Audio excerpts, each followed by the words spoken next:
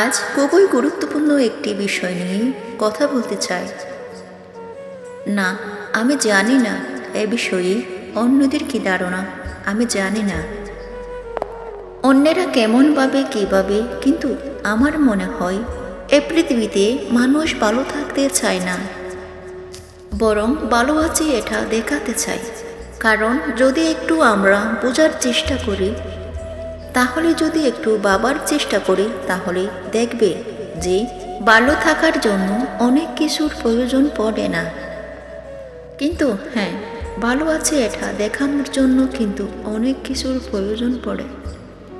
আর আজকের জেনারেশনে দাঁড়িয়ে, এই যুগে দাঁড়িয়ে আমার কেন জানি মনে হয় যে মানুষ ভালো থাকতে চায় না, বরং ভালো আছে এটা দেখাতে চায়। বলতে খুবই খারাপ লাগছে, কিন্তু এটা বাস্তব, এটা সত্য যে আজকের দিনে দাঁড়িয়ে সে সকল মানুষগুলো একটু দুঃখে থাকে, যারা অন্যের চিন্তা ধারণাগুলোকে একটু বেশি গুরুত্ব দিয়ে থাকে। না, লোকে কি ভাববে, লোকে কি বলবে, এই সমস্ত চিন্তা ভাবনাগুলোই কেন জানি না আমাদের কষ্ট, মন খারাপ, দুশ্চিন্তা, টেনশনের কারণ হয়ে দাঁড়িয়েছে। জীবনে অনেক কিছু করতে হবে, অনেক কিছু পেতে হবে,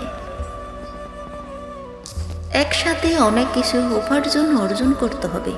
এই চিন্তা ভাবনা আমাদের মাথায় একটা দুশ্চিন্তা, একটা টেনশন, একটা মন খারাপের কারণ হয়ে দাঁড়িয়েছে। দেখো, এমনটা নয় যে বড় ধারণা রাখা যাবে, এমনটা নয় যে বড় স্বপ্ন দেখা যাবে না, অবশ্যই দেখা উচিত, প্রতিটি মানুষের দেখা উচিত। কিন্তু সেটার পিছনে উদ্দেশ্য কি যে মানুষকে দেখাতে হবে। লোক দেখানোর এই পৃথিবীতে কাউকে বাইরে থেকে দেখে কাজ করাটা অনেক কঠিন হয়ে দাঁড়িয়েছে।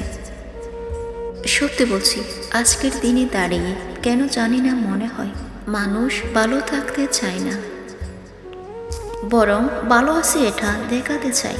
যদি এমনটা না হতো, তাহলে পৃথিবীটা প্রতিযোগিতায় পরিণত হতো না, তাহলে এত বেশি তুলনা হতো না।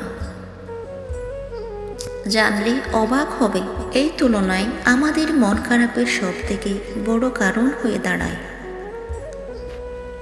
এই তুলনায় আমাদের আত্মবিশ্বাসের উপরে সব থেকে বেশি সন্দেহ জাগায়। এই তুলনায় আমাদেরকে এটা ভাবতে বাধ্য করায় যে আমাদের মধ্যে কোনো ঘাটতি আছে, কমতি আছে, কোনো না কোনো অপূর্ণতা থেকে গেছে। আমি জানি না তুমি এটা বিশ্বাস করবে কিনা, কিন্তু এটা বাস্তব, এটা সত্য। এটা কি অবিশ্বাস করার মতো কোনো সুযোগ নেই, কোনো জায়গা নেই যে ভালো থাকতে বেশি কিছুর প্রয়োজন পড়ে না। যে মানুষটা ভালো থাকতে চায় না, সেই মানুষটা জীবন নিয়ে অত বেশি টেনশন, অত বেশি দুশ্চিন্তা, অত বেশি মন খারাপ করে না। সে তার আগামীকাল নিয়ে কথা ভাবে, আগামী ফরসুকে নিয়ে ভাবতে ভাবতে আজকের দিনটাকে নষ্ট করে না। স্বপ্ন দেখো, কিন্তু সেই স্বপ্নের পিছনে একটা সঠিক, একটা নেক উদ্দেশ্য ঠিক করো। ইন্টেনশন সঠিক হওয়াটা প্রয়োজন, ইন্টেনশন সঠিক হওয়াটা প্রয়োজন, উদ্দেশ্য সঠিক হওয়াটা প্রয়োজন। তাহলে বিশ্বাস করো, ঘটতে দেখে যাবে। কারণ যত দেখাবে তত দেখাতে ইচ্ছে হবে। মানুষের সামনে নিজেকে বড় করে দেখানোর কোনো প্রয়োজন নেই। তুমি তোমার মতো, তুমি যেমন আছো ভালো আছো। যদি জীবনে কোনো ঘাটতি, কোনো অপূর্ণতা থাকে, তাহলে সেটাও পূরণ হবে।